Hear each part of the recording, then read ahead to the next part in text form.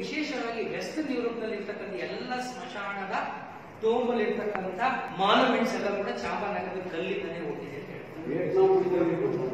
ಜ್ಯೋತಿಗೌಡ ಹೋಗಿದೆ, ಕೊಟ್ಟವಾಡಿನ ಹೋಗಿದೆ, ಇಡೀ ಚಾಮರಾಜನಗರದ ಕಲ್ಲು ಎಲ್ಲಾ ಕಡೆ ಇದೆ. ಅದೆಲ್ಲ ಹೆಸರು ಮಾಡ್ತಾರೆ. ನಾನೇನ್ ಹೇಳ್ತಾ ಇದ್ದೀನಿ, ನನ್ನ ಜಿಲ್ಲೆ ನನಗೆ ಹೆಮ್ಮೆ ಅನಿಸ್ಬೇಕು. We should feel proud about the heritage and also some of the greatest things that have been generated, that have been produced by these people. ಅದರೊಳಗಡೆ ಗ್ರಾನೈಟ್ ಕೂಡ ಬಂತು. ಸೂರತ್ ಹೋಗಿದೆ ನಾನು. ಸೂರತ್ ನಲ್ಲಿ ಡೈಮಂಡ್ ಪ್ರೊಡ್ಯೂಸ್ ಮಾಡೋದಿಲ್ಲ. Surat is A very very famous place in India for diamonds. The best diamonds are available in Surat. ಒಂದು article ನಾನು ಬರ್ದಿದೆ. ನನ್ನ ಜೀವನದಲ್ಲಿ ನಾನು ಒಂದು ಡೈಮಂಡ್ ಫ್ಯಾಕ್ಟರಿ ನೋಡಲಿಲ್ಲ, ಒಬ್ಬ ಡೈಮಂಡ್ ಮರ್ಚೆಂಟ್ ನೋಡಲಿಲ್ಲ. ನಾನು ಸೂರತ್ ಹೋಗಿದ್ದೆ. ನಾನು ಟೆಕ್ಸ್ಟೈಲ್ ಕಮಿಷನರ್ ಆಗಿದ್ದಾಗ ಹೇಗೆ ಅಲ್ಲಿ 120 ರೂಪಾಯಿಗೆ ಸೀರೆ ಸಿಕ್ಬಿಡುತ್ತೆ, ಇವ್ರು ಹಾಕೊಂಡಿರೋ ಸೀರೆ ಹೇಗೆ ಮಾಡ್ತಾರೆ ಇವರು, ನಮ್ಮ ರಾಜ್ಯದಲ್ಲಿ ಯಾಕೆ ಆಗ್ತಾ ಇಲ್ಲ, ಅದೊಂದು ನಾನು ಸ್ಟಡಿ ಮಾಡಬೇಕಾಗಿತ್ತು. ಹೋಗಿದ್ದೆ. ಅಲ್ಲಿದ್ದಾಗ ಅವರ ಕಮಿಷನ್ ಅವರೆಲ್ಲ ಹೇಳಿದ್ರು, ಸರ್ ನೀವು ಒಂದು ಡೈಮಂಡ್ ಫ್ಯಾಕ್ಟ್ರಿ ನೋಡಬೇಕು. ಡೈಮಂಡ್ ಫ್ಯಾಕ್ಟ್ರಿ ಹೆಂಗಿರ್ಬೋದು ನನಗೆ ಗೊತ್ತಿರಲಿಲ್ಲ.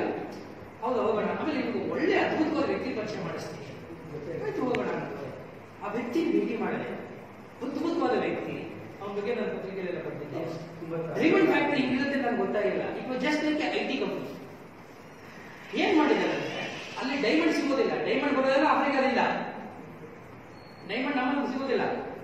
ಆದ್ರೆ ಅಲ್ಲಿ ದೊಡ್ಡ ಉದ್ಯಮವಾಗಿ ಬೆಳೆದಿದೆ ಅಂದ್ರೆ ಡೈಮಂಡ್ ಕಟ್ಟಿಂಗ್ ಅಂಡ್ ಪಾಲಿಶಿಂಗ್. ಲಕ್ಷಾಂತರ ಜನಕ್ಕೆ ಉದ್ಯೋಗ ಕೊಟ್ಟಿದ್ದಾರೆ. ಆಮೇಲೆ ಡೈಮಂಡ್ ಮರ್ಚೆಂಟ್ಸ್ ಅಂದ್ರೆ ಸರ್ಕಾರ ಕೊಂಡ್ಕೊಳ್ಳೋರು. ನನಗೆ ಸಿಕ್ಕಂತ ಮರ್ಚೆಂಟ್ 7ನೇ ಕ್ಲಾಸ್ ಓದಿದ ವ್ಯಕ್ತಿ. And wonderful human being I've seen in my life. ನಾನು ಬಂದಿರೋದು ಅವ್ರಿಗೆ ಗೊತ್ತಿಲ್ಲ, ಅವ್ರಿಗೆ ಗೊತ್ತಾಗ್ತಿದೆ ಯಾರು ಕಮಿಷನರ್ ಬಂದರೆ ಕರ್ನಾಟಕದಿಂದ. ದಯವಿಟ್ಟು ಬರೋಕ್ಕೆ ಹೇಳಿ ಅವ್ರನ್ನ. ನಾನು ಯಾರು ಡೈಮಂಡ್ ಮರ್ಚೆಂಟ್ ನಾನು ಯಾಕೆ ಒಂದು ಭೇಟಿ ಮಾಡಬೇಕು, ವೈ ಶುಡ್ ಐ ಮೀಟ್? ನಾನು ಅವ್ರು ಕಾರ್ಪೊರೇಟ್ ಅವರಲ್ವಾ ಅಂತ. ಬಟ್ ಅವ್ರು ಇಲ್ಲ, ನೀವು ಬರಲೇಬೇಕು ಅಂತ ಹೇಳಿದ್ರು. ನಾನು ಹೋದೆ, ಮಾತಾಡಿದೆ ಅವ್ರ ಜೊತೆ. ಒಂದು 4 ಗಂಟೆ ಇದ್ದೆ. You believe it or not, next time ಅವರು ಮೈಸೂರಿಗೆ ನನ್ನ ಮನೆಗೆ ಬಂದಿದ್ರು. He came to my house in Mysuru. Down to earth. ಅವನೊಂದು 5,000 ಕೊಟ್ಟು ಇಟ್ಬೋದು. Such a down to earth ಮನುಷ್ಯ. ಹೇಳ್ತಾರೆ, ಸರ್ ನನಗೆ ಏನೂ ಇಲ್ಲ, ನಾನು ಊರು ಬಿಟ್ಟು ಬಂದವನು ನಾನು, ತಂದೆ ತಾಯಿ ಏನೂ ಗೊತ್ತಿಲ್ಲ. ಇಲ್ಲಿ ಬಂದೆ, ಕೆಲವೊಂದು ಫ್ಯಾಕ್ಟ್ರೀಸ್ ಅವಾಗೆಲ್ಲ ಸಣ್ಣ ಸಣ್ಣ ಕೊಟ್ಟಿದ್ದೆ, ಡೈಮಂಡ್ ಎಲ್ಲ ಕತ್ತರಿಸಿ ನಾನು ಸೇರ್ಕೊಂಡೆ. ಆಮೇಲೆ ಬರ್ತಾ ಇದ್ದೆ, ದೊಡ್ಡ ಸಾಮ್ರಾಜ್ಯ ಕಟ್ಟಿದೆ. 7th standard Indian Institute of Management lecture ಕೊಡ್ತಾರೆ ತಮ್ಮ ಅನುಭವದ ಬಗ್ಗೆ. Is a successful business man and entrepreneur. ಯಾಕೆ ಈ ಮಾತು ಹೇಳ್ತಾ ಇದ್ದಾರೆ ಅಂದ್ರೆ, if this can happen in Surat, why it can't happen in Chamarnagar? Chamarajanagar ಏನು ಕಡಿಮೆ ಆಗಿದೆ ಹೇಳಿ, ಶೋಭಿ. ನಾನು 19 ಜಿಲ್ಲೆಗೆ ಕಂಪ್ಯಾರಿಸನ್ ಮಾಡಿಕೊಡ್ತೀನಿ. ಚಾಮರಾಜನಗರ ಯಾತಕ್ಕೆ ಒಂದು ತೂಕ ಜಾಸ್ತಿ ಅಂತ ನಿಮ್ಗೆ ಹೇಳ್ತೀನಿ. ಇಲ್ಲಿ the biggest the finest quality of granite is produced in Chamarajanagar. ಇಲ್ಲಿ ಬ್ಲಾಕ್ ಗ್ರಾನೈಟ್ಗೆ ಇಡೀ ಪ್ರಪಂಚದಲ್ಲಿಯೇ ಮಾರ್ಕೆಟ್ ಇದೆ. ಇದನ್ನ ಯಾಕೆ ನಾವು ಯಾರು ಎನ್ಕ್ಯಾಶ್ ಮಾಡ್ತಾ ಇಲ್ಲ? Why are we not marketing this? 4 ಜನ ಮಾಡ್ತಾರೆ, 4 ಜನ ಶ್ರೀಮಂತರಾಗಿದ್ದಾರೆ, ಓಕೆ ಆಗಲಿ. ಆದ್ರೆ ನನ್ನ ಉದ್ದೇಶ ಏನು, ಇದನ್ನ ನೀವು ಕಾರ್ವಿಂಗ್ ಮಾಡ್ತಾ ಇದ್ದೀರಿ, ಆರ್ನೇಟ್ ಮಾಡ್ತಾ ಇದ್ದೀರಿ, ಅದ್ಭುತವಾದ ಸೌಂದರ್ಯವನ್ನು ಮಾಡ್ತಾ ಇದ್ದೀರಿ, ಇದನ್ನ ಎಕ್ಸ್ಪೋರ್ಟ್ ಮಾಡ್ತಾ ಇದ್ದೀರಿ. ಇದನ್ನೇ ನೀವು ಡೆವಲಪ್ ಮಾಡಿ ಕಟಿಂಗ್ ಅಂಡ್ ಪಾಲಿಶಿಂಗ್ ಇಂಡಸ್ಟ್ರೀಸ್ ನೀವು ಹಾಕಿ. You can make this Chamarajanagar a major centre for cutting and polishing of this granites in this entire state. No other district in the state has got this. ಈ ಕಡೆಗೆ ಯೋಚನೆ ನಾನು ಮಾಡಲಿಕ್ಕೆ ಶುರು ಮಾಡಿದ್ದೀನಿ. ಅವನ್ನ ಕರೆದು ನಾನು ಮಾತಾಡೋ ಪ್ರಯತ್ನವನ್ನು ಮಾಡ್ತೀನಿ. ನಮ್ಮ ಜಿಲ್ಲೆಯಲ್ಲಿ ಇರತಕ್ಕಂಥ ಸಂಪನ್ಮೂಲಗಳನ್ನು ಬಳಸಿಕೊಂಡು ನಮ್ಮ ಜಿಲ್ಲೆಯಲ್ಲಿ ಇರ್ತಕ್ಕಂಥ ಇವುಗಳನ್ನ ಹೇಗೆ ನಾವು ಮಾರ್ಕೆಟ್ ಮಾಡಬಹುದು ಅನ್ನೋದು ಯೋಚನೆ ಮಾಡಬೇಕೇ ವಿನಃ ಹೊರಗಡೆಯಿಂದ ನಮ್ಗೆ ಅದು ಬರಲಿಲ್ಲ, ಇದು ಬರಲಿಲ್ಲ, ನಾವು ಉದ್ಧಾರ ಆಗಲಿಲ್ಲ. ದಯವಿಟ್ಟು ಚಾಮರಾಜನಗರನ್ನ ಹಿಂದುಳಿದ ಜಿಲ್ಲೆ ಅಂತ ಯಾರೂ ಹೇಳಬೇಡಿ. ನೀವು ಹೇಳಿದ್ರೆ ನಿಮ್ಮಂತ ಆತ್ಮವಂಚಕರು ಬೇರೆ ಯಾರು. ನಾನಂತೂ ಆತ್ಮವಂಚಕ ಅಲ್ಲ. I feel very happy and I am proud to be a part of Chamarnagar culture. ಯಾವುದೇ ಕಾರಣಕ್ಕೂ ನಾವು ಹಿಂದುಳಿದವರಲ್ಲ. ಹಿಂದುಳಿದಿದ್ರೆ ನಿಮ್ಮ ಮನಸ್ಥಿತಿಗಳು ಹಿಂದುಳಿದಿರಬೇಕು, ನಿಮ್ಮ ಆಲೋಚನೆಗಳಲ್ಲಿ ಹಿಂದುಳಿದಿರಬೇಕು ಇರಬೇಕು, ಸಾಧ್ಯನೇ ಇಲ್ಲ. ಸೊ ಈ ರೀತಿಯಾಗಿ ನಾವು ಒಂದು ಪ್ಲಾನ್ ಮಾಡಿ ಇಂಡಸ್ಟ್ರೀಸ್ನ ಕರೆಸಿ ಮಾಡುವಂತ ಕೆಲಸವನ್ನ ಮಾಡ್ತೀವಿ. ಇವೆಲ್ಲ ಮಾಡೋ ಉದ್ದೇಶ ಏನಂದ್ರೆ, ಜನ ಆಶ್ಚರ್ಯಪಟ್ಟರು, ಏನ್ರಿ ಅಷ್ಟೊಂದು ಚಲೋ ಆಗಿದೆ ನಿಮ್ಮ ಜಿಲ್ಲೆ ಅಂತ ಕೇಳಿದ್ರು. ನನಗೆ ಬಂದು ನೋಡಿ ಅಂತ ಹೇಳಿದೆ. ಮಾದಪ್ಪನ ಯಾರು ಇಷ್ಟಪಡೋದಿಲ್ಲ, ರಂಗನಾಥನ ಯಾರು ಇಷ್ಟಪಡೋದಿಲ್ಲ. ಈ ಜಿಲ್ಲೆಯ ಸೊಗಸು ಹೇಗಿದೆ ಅಂತಂದ್ರೆ ಅನುಭವಿಸಿದವನಿಗೆ ಗೊತ್ತು ಅಂತ ಹೇಳಿ. ಅವನು ಆ ಊರ್ನೋನೇ ಅಲ್ಲ, ಅವನು ಕದಂಬಗೆ ಹೋಗಿ ಅಲ್ಲಿಯ ಇವತ್ತಿನ ಸಿರಿಸಿಯ ಕದಂಬಗೆ ಹೋಗಿ ಅದರ ಇಡೀ ಸೊಗಸಿಗೆ ಮಾರು ಹೋಗಿ ತನ್ನ ಕಾರ್ಯಕ್ಷೇತ್ರವನ್ನ ಅವನು ಬನವಾಸಿ ಮಾಡ್ಕೊಂಡ್ಬಿಡ್ತಾನೆ. But Banavasi Pampa was not from a Malnad area. Madappa ಈ ಊರಿನವರಲ್ಲ, ನೆನಪಿದೆ ಅಲ್ವಾ ನಮ್ಗೆಲ್ಲ, ಉತ್ತರ ಕರ್ನಾಟಕದವರು. ಇಲ್ಲಿಗೆ ಬರ್ತಾರೆ, ಕಾಡಿದು ಕಗ್ಗತ್ತಲ್ತಾನೆ, ಕಗ್ಗತ್ತಲ ಕಾಡಿಗೆ ತಾನೆ, ಕಗ್ಗತ್ತಲಿಗೆ ನಾಡಿಗೆ ತಾನೆ ಬಂದವರು, ಬೆಳಗಾಗಿ ಬರ್ತಾರೆ. ಆಯ್ತಾ? ಕುವೆಂಪು ಎಲ್ಲಿಯವರು? ಮಲೆನಾಡು ಹುಟ್ಟಿದ್ದು. ಆದ್ರೆ ಕಾರ್ಯಕ್ಷೇತ್ರ ಯಾವುದು? ಮೈಸೂರು. ಮೈಸೂರಿನಲ್ಲಿರ್ತಕ್ಕಂಥ ನಮ್ಮ ಏನು ಕುಕ್ಕರಳ್ಳಿ ಕೆರೆ ಅವರಿಗೆ ದೊಡ್ಡ ಸ್ಫೂರ್ತಿ ಆಗುತ್ತೆ. ಯಾಕೆ ಇವೆಲ್ಲ ಹೇಳ್ತಾ ಇದ್ದೀನಿ ಅಂತಂದ್ರೆ, ನಮ್ಮ ಜಿಲ್ಲೆಯ ವೈಶಿಷ್ಟ್ಯತೆ ಬಗ್ಗೆ, ಪಾರಂಪರಿಕತೆ ಬಗ್ಗೆ, ಮತ್ತು ಅಲ್ಲಿರ್ತಕ್ಕಂಥ ಪ್ರಾಕೃತಿಕ ಸಂಪತ್ತಿನ ಬಗ್ಗೆ, ಮತ್ತು ಐತಿಹಾಸಿಕವಾದಂತಹ ಹಾಗೂ ಈ ಸಾಂಸ್ಕೃತಿಕವಾದ ಸಂಪತ್ತಿನ ಬಗ್ಗೆ ಎರಡು ಮಾತೇ ಇಲ್ಲ. ವಿಶೇಷವಾಗಿ ಇಲ್ಲಿಯ ಜಾನಪದ ಮತ್ತು ಸೊಗಡು. ಅದಕ್ಕೆ ನಾನು ಹಲವಾರು ಸಂದರ್ಭಗಳಲ್ಲಿ ಹೇಳ್ತೀನಿ, ಹಲವಾರು ಜಿಲ್ಲೆಗಳು ನಮ್ಮಲ್ಲಿದೆ. ಕೆಲವು ಜಿಲ್ಲೆಗಳಲ್ಲಿ ಸಂಸ್ಕೃತಿ ಜೀವಂತವಾಗಿದೆ. ಅಂತ ಜಿಲ್ಲೆ ಚಾಮರಾಜನಗರ ಜಿಲ್ಲೆ. ಅದನ್ನ ಇನ್ನೊಂದು ರೀತಿಯಲ್ಲಿ ಹೇಳ್ತೀನಿ, ಜೀವಂತಿಕೆಯ ಸಂಸ್ಕೃತಿ ಇರುವಂತ ಜಿಲ್ಲೆಗಳಲ್ಲಿ ಚಾಮರಾಜನಗರ ಕೂಡ.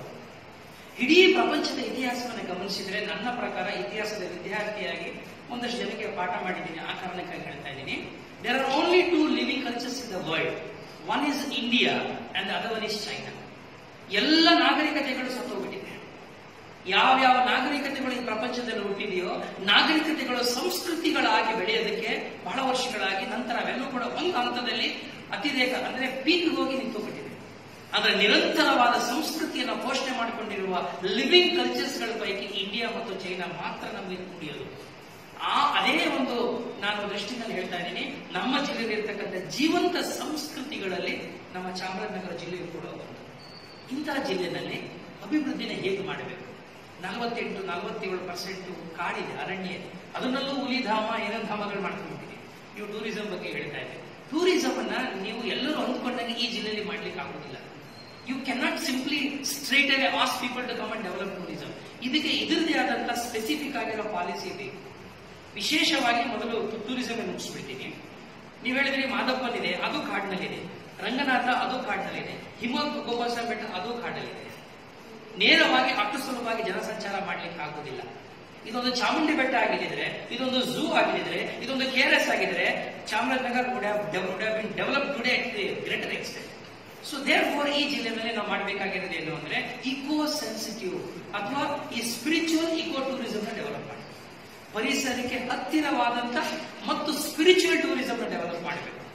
ಇಲ್ಲಿ ಧಾರ್ಮಿಕನ ಪದ ನಾನು ಬಳಸ್ತಾ ಇಲ್ಲ, ಧರ್ಮದ ಪದ ಬಳಸ್ತಾ ಇಲ್ಲ, ನಾನು ಸ್ಪಿರಿಚುವಲ್ ಪದವನ್ನು ಬಳಸ್ತಾ ಇದ್ದೀನಿ. ಸ್ಪಿರಿಚುವಲ್ ಅಂದ್ರೆ ಆಧ್ಯಾತ್ಮಿಕವಾದಂತ ಒಂದು ಪ್ರವಾಸೋದ್ಯಮಕ್ಕೆ ಈ ಜಿಲ್ಲೆಯಲ್ಲಿ ಹೆಚ್ಚು ಪ್ರಾಶಸ್ತ್ಯವಿದೆ. ಅಧ್ಯಾತ್ಮ ಯಾಕೆ ನಾನು ಹೇಳ್ತಾ ಇದ್ದೀನಿ ಅಂದ್ರೆ, ಮಹದೇಶ್ವರರು ಪವಾಡ ಪುರುಷ, ಈ ನೆಲದಲ್ಲಿ ನಡೆದಾದಂತ ಐತಿಹಾಸಿಕ ಪುರುಷ. ರಂಗನಾಥನ ಬಗ್ಗೆ ನನಗೆ ಇದೇ ಒಪಿನಿಯನ್ ಅನ್ನು ಹೇಳಲಿಕ್ಕೆ ಇಷ್ಟಪಡೋದಿಲ್ಲ. ಆದರೆ ಮಹದೇಶ್ವರರ ಬಗ್ಗೆ ಆ ಐತಿಹಾಸಿಕ ಒಂದು ಪರಂಪರೆಯ ಹಿನ್ನೆಲೆಯಲ್ಲಿ ಆ ಕಾರಣಕ್ಕಾಗಿ ನಾನು ಈ ಪದವನ್ನು ಬಳಸ್ತಾ ಇದ್ದೀನಿ. ಆಧ್ಯಾತ್ಮಿಕ ಮತ್ತು ಅವನ ಫಾಲೋಯಿಂಗ್ ಇಡೀ ರಾಜ್ಯದಲ್ಲಿ ಬಹಳ ದೊಡ್ಡ ಪ್ರಮಾಣದಲ್ಲಿದೆ. ಇಲ್ಲಿ ಶೈವರಿದ್ದಾರೆ, ಇಲ್ಲಿ ವೈಷ್ಣವರಿದ್ದಾರೆ, ಸಹಬಾಳ್ವೆ ಮತ್ತು ಸಾಮರಸ್ಯ ಮತ್ತು ಇಡೀ ಈ ಮಣ್ಣಿನಲ್ಲೇ ಬೆರೆತು ಹೋಗ್ಬಿಟ್ಟಿದೆ. ಇವತ್ತು ನೀವು ಕನಕಗಿರಿಗೆ ಹೋಗಿ ಅಲ್ಲಿ ಜೈನರಿದ್ದಾರೆ, ಜೈನ ಬಸದಿ ಇದೆ. ಇವತ್ತು ದರ್ಗಾ ಬಗ್ಗೆ, ಇವತ್ತು ನಾವು ನಮ್ಮ ಏನು ಭರಚುಕ್ಕಿ ನಮಗೆ ಸೇರಿದ್ರೆ, ಗಗನಚುಕ್ಕಿ ಅವರಿಗೆ ಸೇರಿದ್ರೆ, ಭರಚುಕ್ಕಿನಲ್ಲಿ ಹೋಗಿ ನೋಡಿದ್ರೆ ಕೂಡ ದರ್ಗಾ ಇದೆ. ಎಲ್ಲ ಧರ್ಮ, ಅದಕ್ಕೆ ನಾನು ಧರ್ಮದ ಪದ ಬಳಸಲಿಲ್ಲ. ನಾನು ಒಂದು ಸಾಂಸ್ಕೃತಿಕವಾದ ಹಿರಿಮಿನಲ್ಲಿ ನಮ್ಮ ಪ್ರವಾಸೋದ್ಯಮಕ್ಕೆ ಬೆಳೆಸಕ್ಕೆ ಸಾಧ್ಯವಾದರೆ it should be a spiritual eco tourism in this state. And ಬಹಳ ಒಳ್ಳೆಯ ಅವಕಾಶಗಳಿವೆ. ಪುಷ್ಕರ್ ಅವರ ಹೆಸರು ಹೇಳಿದ್ರಿ, ನಾನು ಅವರಿಬ್ಬರು ಒಟ್ಟಿಗೆ ಕೆಲಸ ಮಾಡಿದ್ದೀವಿ. ಸದ್ಯದಲ್ಲೇ ನಾವು ಒಂದು ಟೂರಿಸಂ ನೆಟ್ವರ್ಕ್ ಮಾಡ್ತಾ ಇದ್ದೀವಿ. ಆ ನೆಟ್ವರ್ಕ್ ಮಾಡಿಬಿಟ್ಟು ಈಗ ನೀವು ಬಿಳಿಗಿರಿಗನ ಬೆಟ್ಟದಲ್ಲಿ ಉಳ್ಕೊಳ್ಳಿಕ್ಕೆ ವ್ಯವಸ್ಥೆ ಇದೆ. ಒಗೇನಕಲ್ ಫಾಲ್ಸ್ ನಲ್ಲಿ ಒಂದು ಪಾಲಿಸಿನ ಮಾಡ್ತಾ ಇದ್ದೀವಿ. ಸರ್ಕಾರದ ಪಾಲಿಸಿನ ಇಟ್ಕೊಂಡೇ ನಾವು ಮಾಡಬೇಕಾಗುತ್ತೆ. ಆ ಕಾರಣಕ್ಕಾಗಿ ಪ್ಯಾಕೇಜ್ ಟೂರ್ಗಳನ್ನ ಮಾಡಿರ್ತೀವಿ. ಬೆಂಗಳೂರಿಂದ ಯಾರೇ ಬಂದರೂ ಕೂಡ ಮೊದಲು ಭರಚುಕ್ಕಿನಲ್ಲಿ ಬಂದು, ನಂತರ ಅಲ್ಲಿಂದ ಕುಂದಾರ ಜಲಾಶಯ, ಅಲ್ಲಿಂದ BRLs ಹೋಗಿ ಅಲ್ಲಿ ಉಳಿದು ಅಲ್ಲಿ ಊಟ ಮಾಡಿ, ಕೇರಗೋಡಿಗೆ ಹೋಗಿ ಕೇರಗೋಡಿನಲ್ಲಿ ಸಫಾರಿ ಮಾಡಿ, ಚಾಮರಾಜನಗರಕ್ಕೆ ಬಂದು ಅಲ್ಲಿ ಊಟ ಮಾಡಿ, ಚಾಮರಾಜ ದರ್ಶನ ಮಾಡಿ ಬೆಂಗಳೂರಿಗೆ ಹೋಗಬೇಕು. ಈ ತರ ಪ್ಯಾಕೇಜಸ್ಗಳು ನಾನು ಗುಂಡ್ಲುಪೇಟೆ ಮತ್ತು ಒಗೇನಕಲ್ ಫಾಲ್ಸ್ ಇವೆಲ್ಲವನ್ನ ಸೇರ್ಕೊಂಡು ಪ್ಯಾಕೇಜ್ ಮಾಡ್ತಾ ಇದ್ದೀವಿ. ಇದು ಹೆಚ್ಚು ಏನೋ KSTTC ಬಸ್ಸಸ್ ಬರುವಾಗ ನಾನು ಈಗ ತೀರ್ಮಾನವನ್ನು ಮಾಡಿದ್ದೇನೆ. ಆದ್ರೆ ಬಹಳ ಮುಖ್ಯವಾಗಿ ಏನಂದ್ರೆ, ಪ್ರವಾಸೋದ್ಯಮಕ್ಕೆ ಇನ್ಫ್ರಾಸ್ಟ್ರಕ್ಚರ್ ಡೆವಲಪ್ಮೆಂಟ್ ಆಗಬೇಕು ಮತ್ತು ಹಾಸ್ಪಿಟಾಲಿಟಿ ಇಂಡಸ್ಟ್ರಿ ಬೆಳಿಬೇಕು. ಹಾಸ್ಪಿಟಾಲಿಟಿ ಇಂಡಸ್ಟ್ರಿ ಅಂದ್ರೆ ಈ ನಮ್ಮ ಹೋಟೆಲ್ ಉದ್ಯಮ ಬೆಳಿಬೇಕು. ನಮ್ಮ ಜಿಲ್ಲೆಯಲ್ಲಿ ಹೋಟೆಲ್ ಉದ್ಯಮಕ್ಕೆ ಅಷ್ಟೊಂದು ಪ್ರಶಸ್ತವಾದಂತಹ ವಾತಾವರಣ ಇರಬೇಕು. ನೀವು ಇನ್ನೊಂದು ಮಾತು ಹೇಳಿದ್ರಿ,